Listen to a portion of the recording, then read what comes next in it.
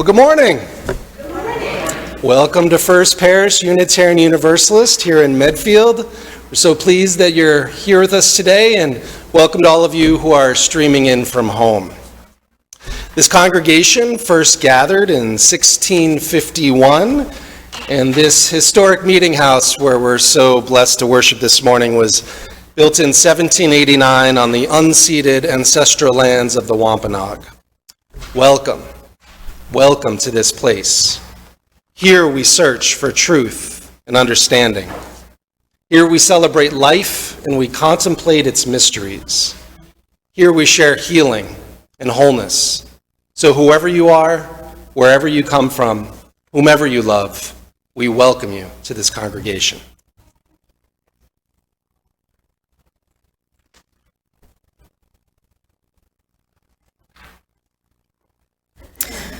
For All of Those by Reverend Scott Taylor.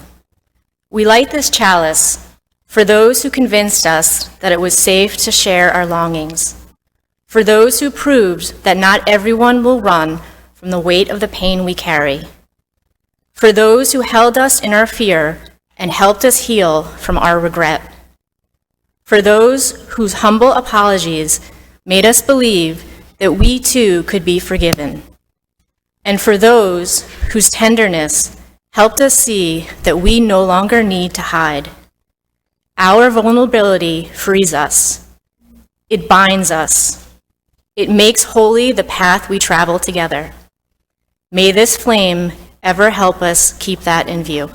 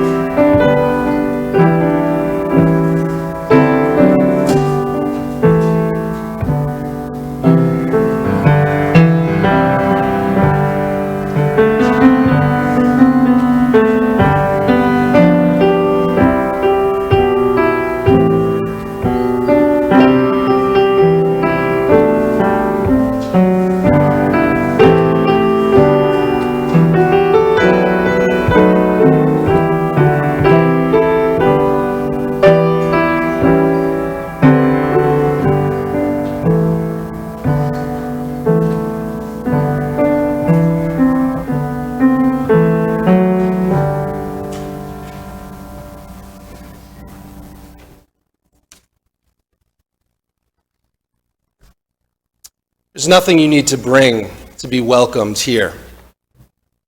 No right beliefs or proof of citizenship. No eternal optimism or clarity of conviction. No boundless courage or endless expertise. You do not need to know what brought you here this morning or how you will solve that problem you are turning over and over in your mind. Your bills don't need to be paid. Your checkbook can be a mess. Your children can have been up half the night crying. Your hearing aids might not be working. Your knees may be creaking. You don't need to be already perfect or even halfway perfect to belong to this circle. This place where grace meets us where we are. Doesn't leave us as it found it, though. Where love resides in each of us. It is somehow more than all. Where life still pulses and rages and heals and transforms, creating us this day again and again. Friends, no matter what you may be coming here with this morning, I invite you to take a moment and set it down. Set it down, just for a little while. Be here fully, now, here in this place, to embrace this time of peace, calm, and connection with beloved friends. Come, let us worship together.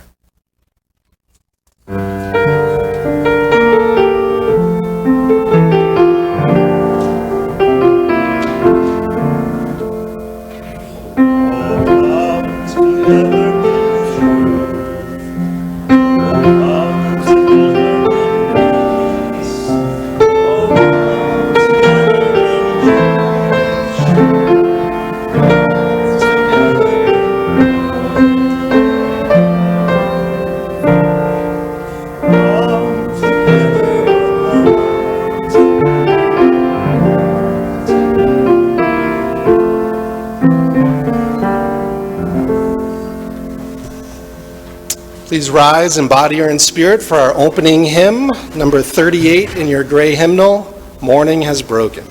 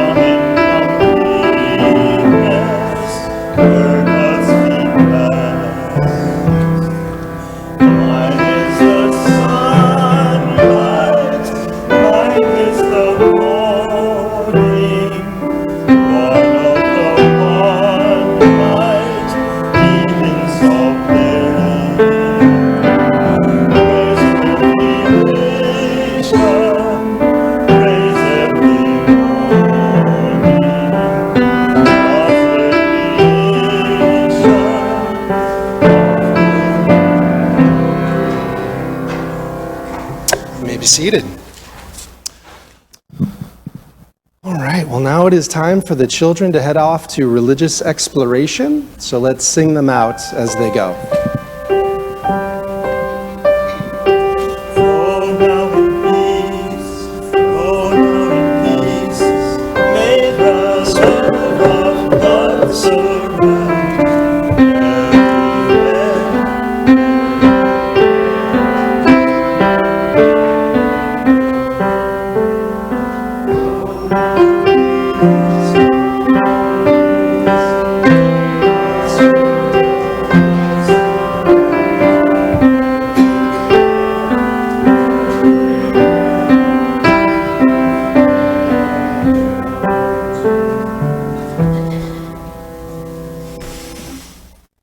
Please join me now for a time of prayer and meditation.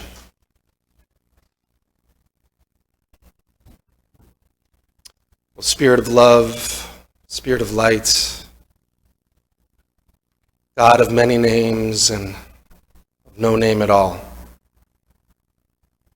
be with us now here in this place.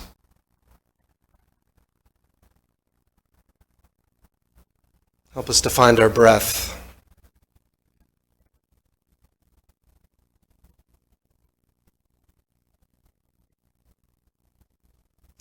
This morning there are so many joys, so many things to be thankful for. We're so very grateful for times together to laugh, share a meal, play games.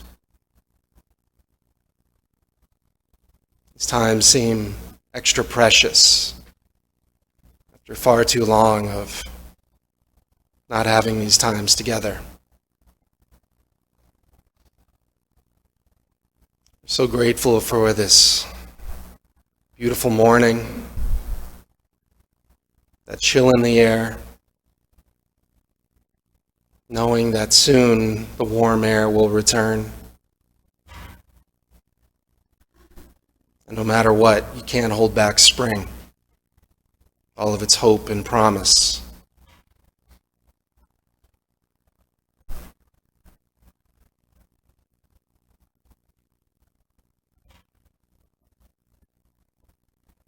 Our hearts are also with those loved ones who might be sick, going through periods of depression, grief, loss. Those who are really struggling right now. Those who are here with us this morning, and those who are on our minds.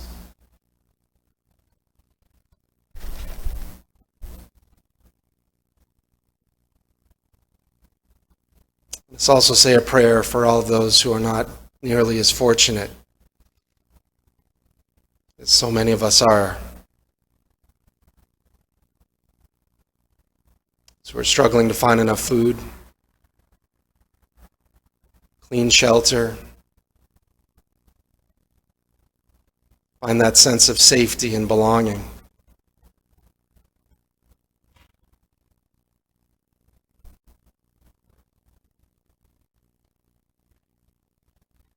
Say a quiet prayer for all of those as well.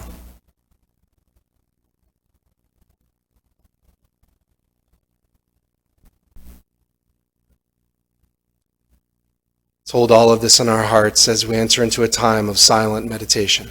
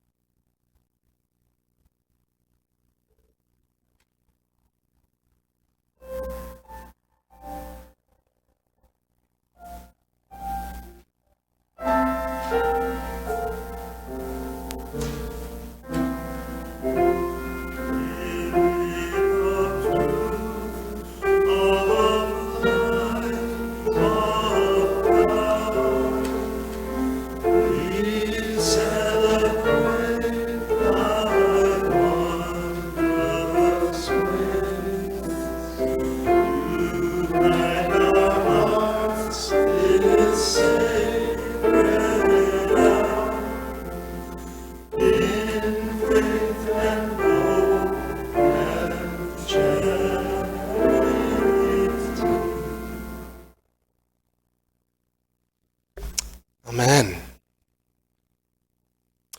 Now I would invite forward Mary Corthell, one of the co-chairs of our annual fund drive campaign.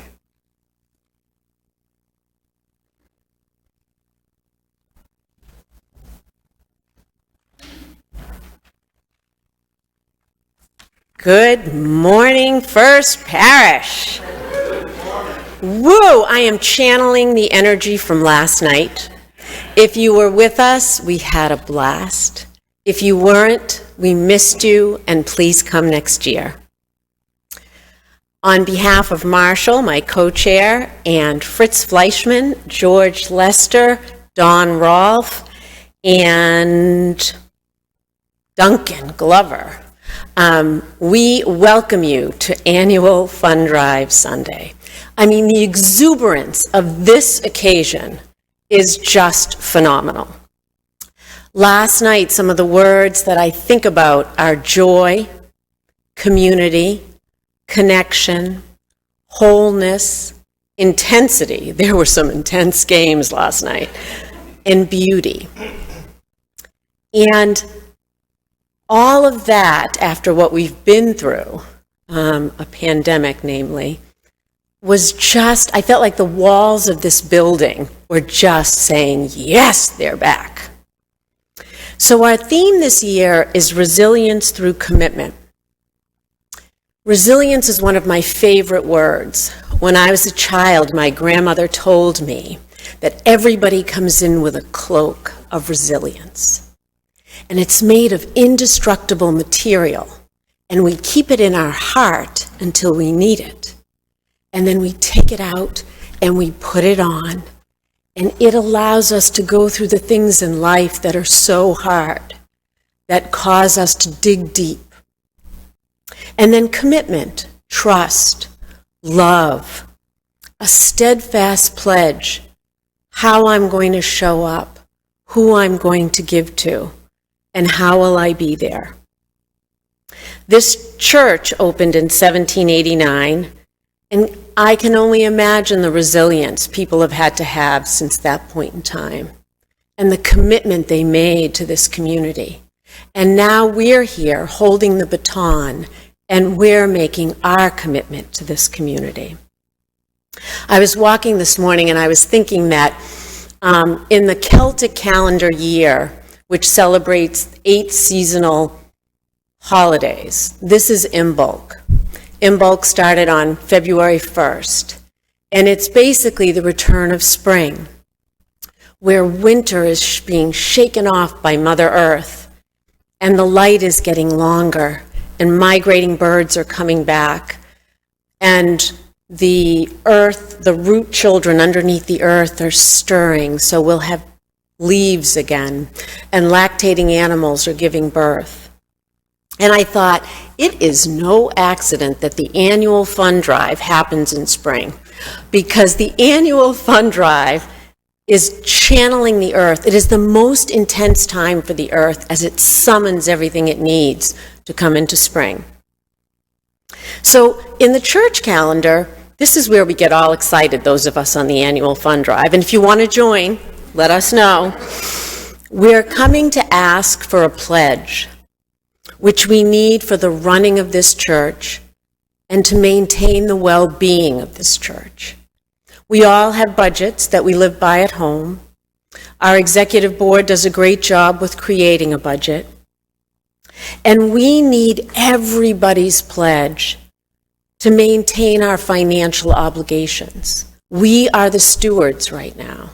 We are the mothership, and it's our turn as we sit here every year at this time to channel from the earth our desire to make a pledge to this community. We needed to maintain our amazing team led by Rev Dave and Eva, our musical director, and Jennifer Goodman, our RE coordinator, and Sandra, who we could not live without. We needed to care for this physical structure. We need it for our programming and for the causes we want to be part of. It's necessary, important, and vital. Last year, our average pledge was just under $300,000. That was mind-boggling to us. We were so amazed, and thank you and grateful for what that meant. We had set a goal of $130,000, and we came in at about just under $136,000. This year, We're setting our goal at $140,000. Some might say that's audacious. We live in the annual fund drive in audacious possibility. We're asking families to consider increasing last year's pledge by 5.5%, setting our goal of $140,000, as I said. As I stand here today, we have already received in pledges $68,000. We are more than halfway through our pledge drive. So to those of you who've pledged, thank you. Some guidelines I want to share are from the UUA. The UUA has 4 categories of commitment. The supporter, which is 2% of adjusted gross income. Sustainer is 3% of adjusted gross income. Visionary is 5%, and transformer is 10%. We know each family's circumstance is unique. We just ask that you go home and talk amongst yourselves about what makes sense. Every pledge we receive, we are heartfeltly grateful for. There are so many ways people give here. Some people give of their time, some people give of their level of expertise, and in this moment, we're asking for the financial commitments. My grandmother also told me when I was a child that money is energy, and where I place it matters, and what I use it for matters. So I share that with you as well. So I'm channeling the energy of last night, the energy of Mother Earth as she's moving from winter into spring. And I say that one of my favorite quotes that I'll close out with is Ralph Waldo Emerson's, "Nothing great was ever achieved without enthusiasm." And we are so enthusiastic about this fund drive. So there'll be information that's coming to you over the next several weeks. Please take home the thought of spring and this church, this community. And I love the story that was read today because we are in this house of many, many, many, many generations. And as we stand here now, we're going to reflect on what it means to us and how we can give back to it. So thank you all. Yeah. Thank you, Mary, for those inspiring words. Resilience through commitment. Well, you know, during the most recent fundraiser for my favorite radio station, WBUR, I confess that more often than not, I found myself switching to WGBH. You know, I still wanted to hear All Things Considered in Morning Edition, and I didn't want all those annoying interruptions. You know, all of those pleas in which listeners are cajoled and begged to call in and make that pledge of support. I found myself actually getting really annoyed hearing that same thing over and over and over. Started to sympathize with all of you who complain that sometimes it seems like all we do here is talk about money. You know, just the other day, someone told me that he was going to take a pass on church today.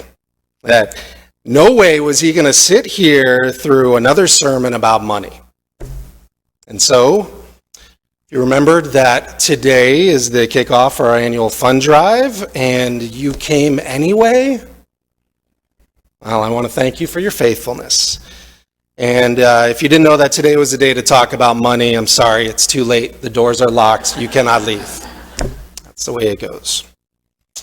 So just a word of explanation for those of you who might be visiting or new to the congregation, those who might not have ever witnessed an annual fund drive, as Mary Corthell, you know, one of the co-chairs of the AFD mentioned, this congregation has very real financial needs for the coming fiscal year, and we are asking for a financial pledge of support. It's not only members who are asked to pledge, but all of you who participate in the life of the church in some way. You know, if you come to to worship on Sunday mornings, or if you have children in our religious exploration program, or youth taking part in programming throughout the week, we'd like you to make a pledge of support so that we can continue to provide worship services and programming for our children and for our youth.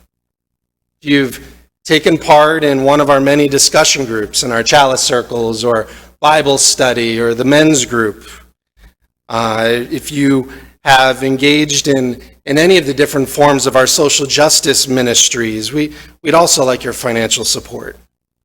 You know, if you're really relieved that there is this progressive religious community right here in Medfield that is consistent with your understandings and beliefs, and we'd like you to do your part in helping to keep this religious community viable so that we will survive and continue. And it would be great if all of this were free for the taking. We're not the Catholic Church that has a diocese or has larger umbrella organizations that help to finance and fund this community. We're it, folks. This is our community, our congregation. We take care of it with our time, talents, and money. We're the only ones we've got.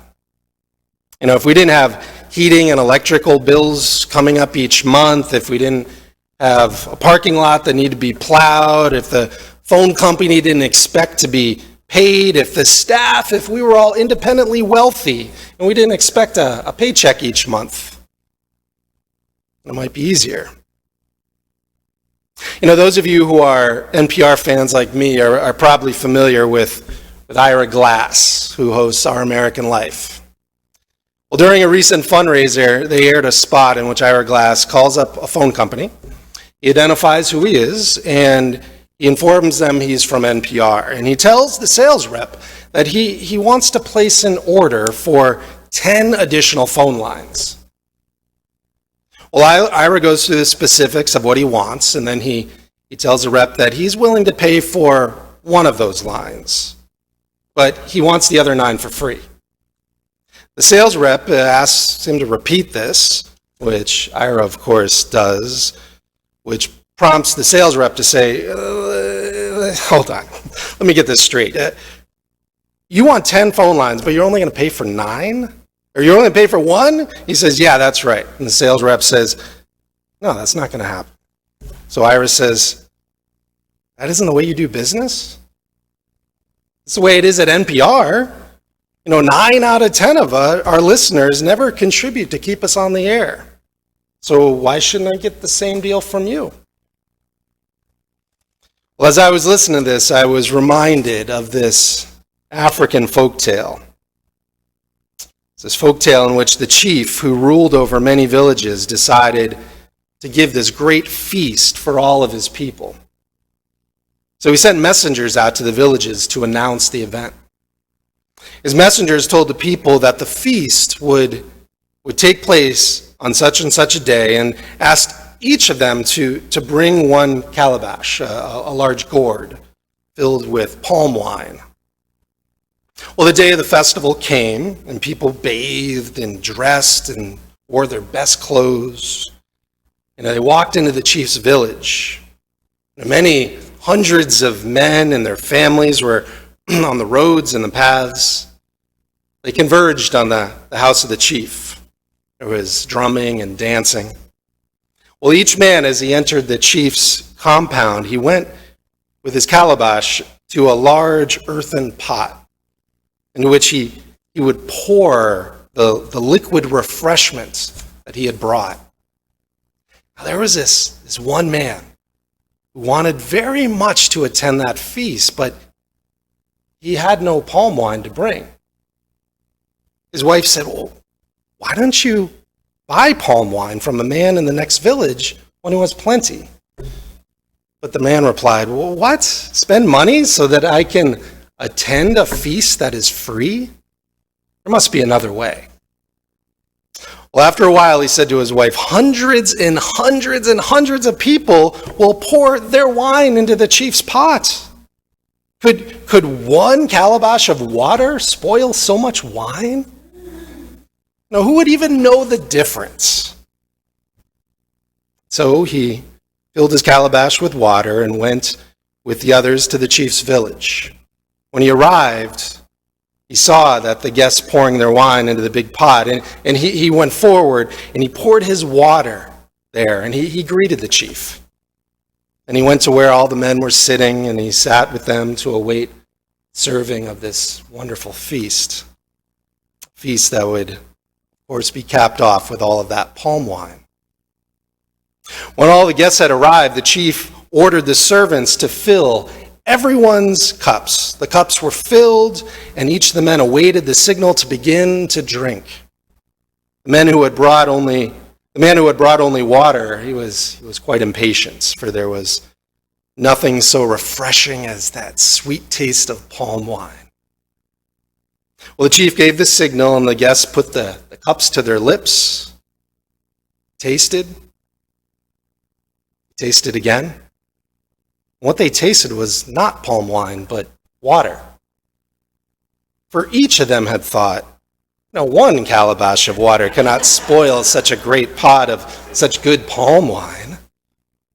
And each of them had filled his calabash at the spring. Thus, the large earthen pot contained nothing but water. And it was water they had to drink at this chief's great feast. So it said among the people, when only water is brought to the feast, it is water that must be drunk. It's a pretty good story, huh?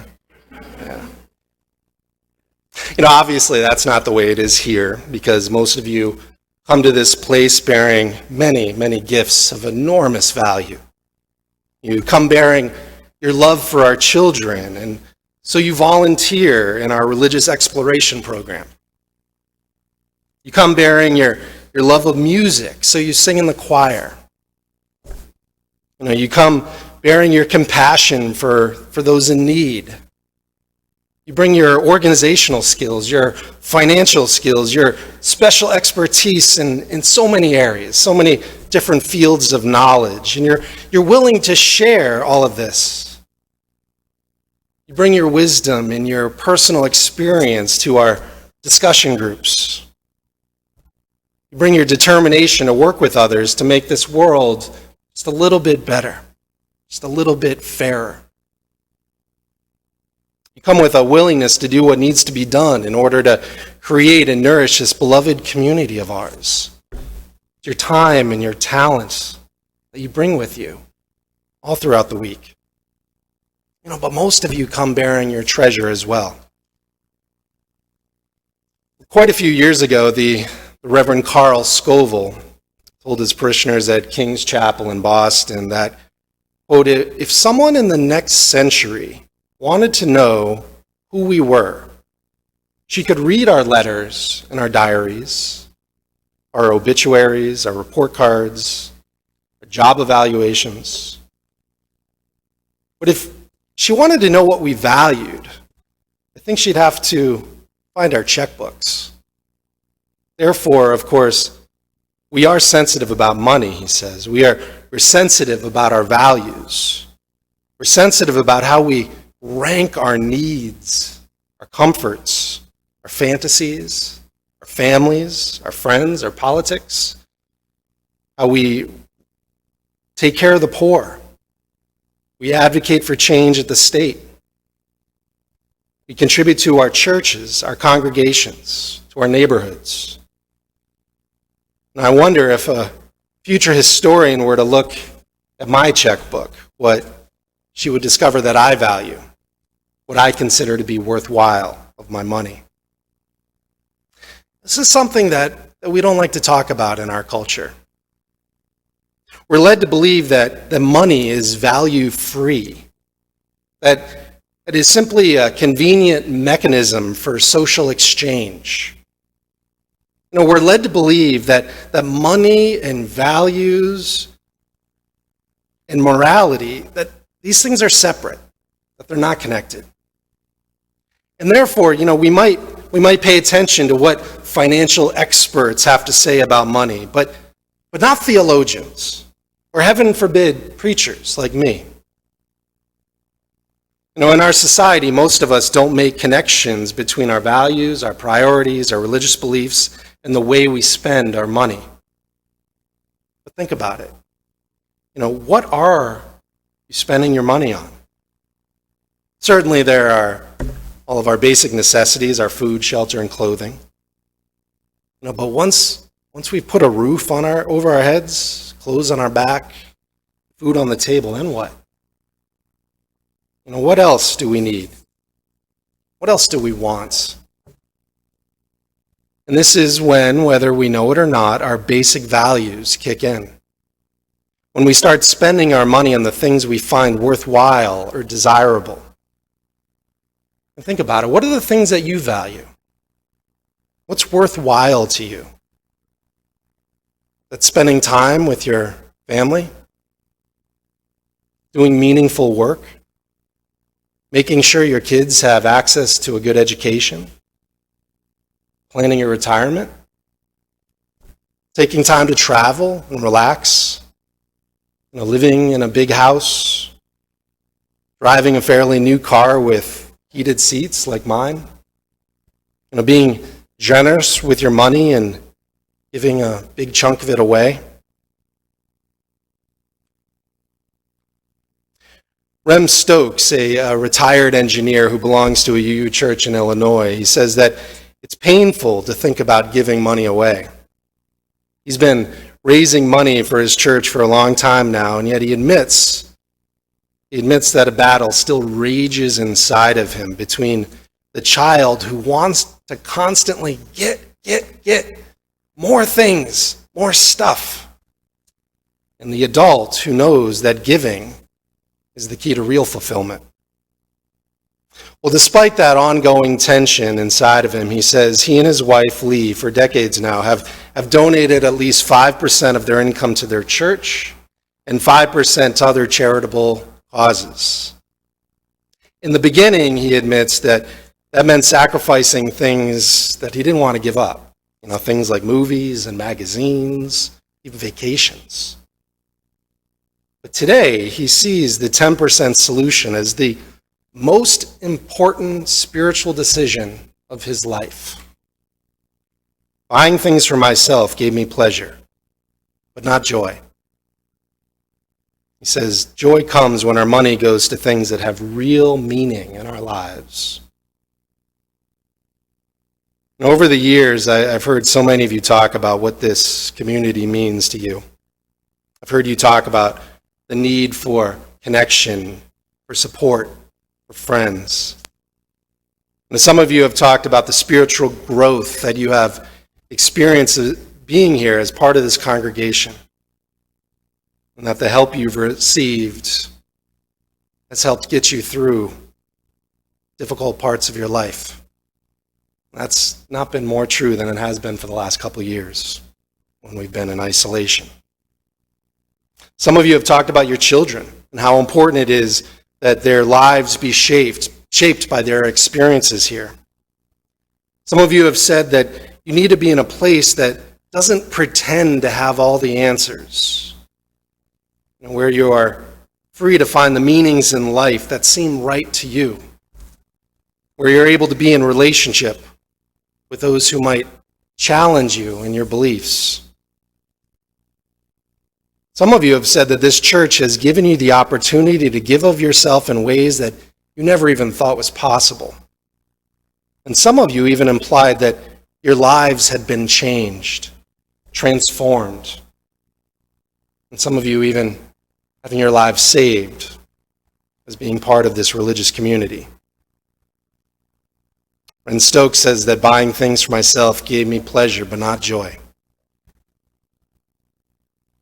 Well, it's apparent that this congregation has brought a deeper sense of meaning into the lives of many of you, and therefore, it seems to me that you will want to support this congregation just as generously as you can. It's not easy belonging to this church. We have expectations of you that you probably won't find in other churches who are heavily endowed and have facilities that are already paid for. and enough staff to oversee and run all the programs being offered. But let me tell you something. There's a movement of spirit here in this congregation that you don't find in some of those churches that already have plenty. We do have high expectations of one another. We trust that when you come here, you will not pour a calabash of water into our large earthen pot. Instead, we trust that when you come here, you will bring with you the most precious gifts. You're generous people, and therefore you've demonstrated your willingness to share what you can of your time, of your talents, and yes, your treasure. One of our most respected UU ministers, the Reverend Gordon McKeemans, reminds us that, quote, "We cannot save our lives. We can, however, spend them for some things that will outlast them." That's what we're doing here. Spending our lives on something that will outlast us. Something good we've created here. Something that we have all created together. For that, I thank you. Amen. Now I would invite forward Marshall Sugarman to introduce the offering.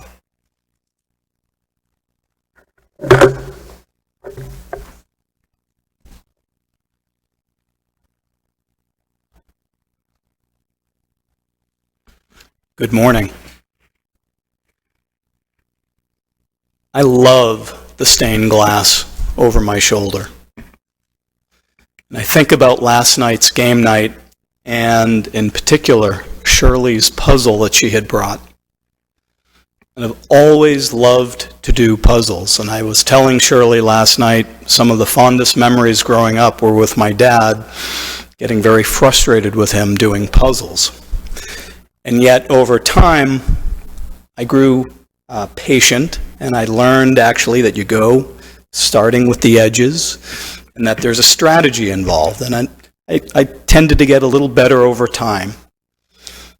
But every time I sit here and I look up at that stained glass window behind me, I think of my dad and when we would puzzle together. But I also think about how each of us, in our own unique way, represents a very important shard in that beautiful mosaic above my shoulder. And that how each of us brings a piece to this community and brings a piece of ourselves and brings something that is indescribable. And so for this morning's offering, I just want you to think about the role that you play. I think about also the role that FPUU has served in my wife's and our sons and my lives together.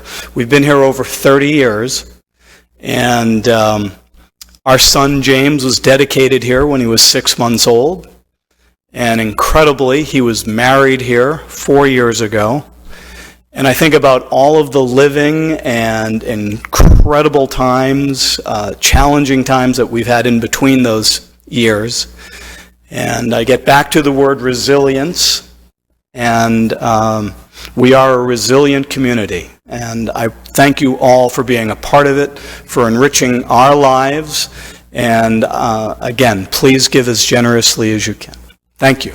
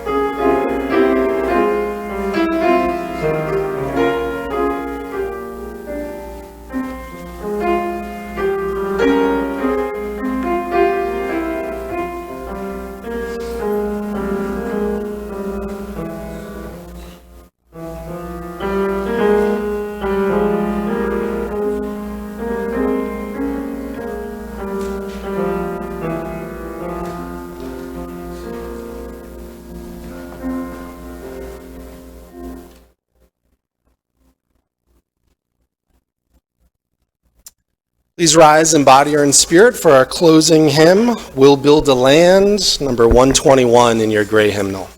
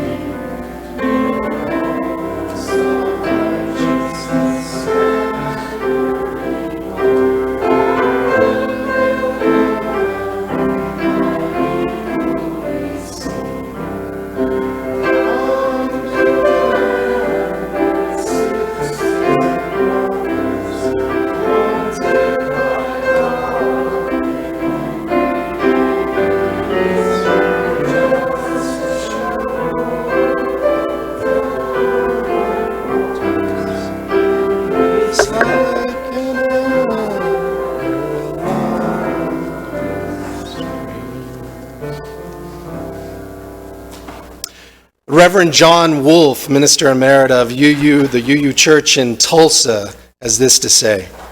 You want to support your UU Church because it stands against superstition and fear, because it points to what is noblest and best in human life, because it is open to people of whatever race, creed, color, sexual orientation, gender identity, or place of origin. You want to support it because it has a free pulpit, because you can hear ideas expressed there which could cost any other minister their job. You want to support it because it is a place where children can come without being saddled with guilt or terrified of some celestial peeping Tom, where they can learn that religion is for joy, for comfort, for gratitude and love. You want to support it because it is a place where walls between people are torn down rather than rather than built up, because it's a place for the religious, displaced persons of our time, the refugees from mixed marriages, the unwanted free thinkers, and those who insist against orthodoxy that they must work out their own beliefs. You want to support a UU church because it is more concerned with human beings than with dogmas, because it searches for the holy rather than dwelling upon the depraved, because it calls no one a sinner. It knows how deep is the struggle in each person's heart and how great is that hunger for what is good. You want to support a UU church because it can laugh. You want to support it because it insults neither your intelligence nor your conscience, because it calls you to worship what is truly worthy of your sacrifice. So may it be.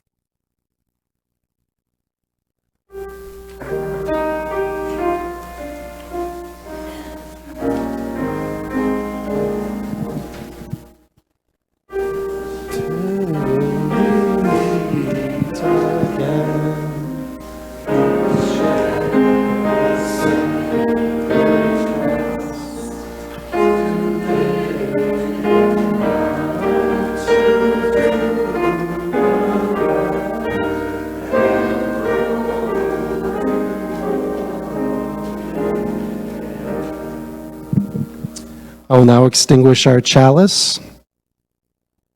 May its light and warmth stay in our hearts until we meet again. Here ends our worship. Let our service begin.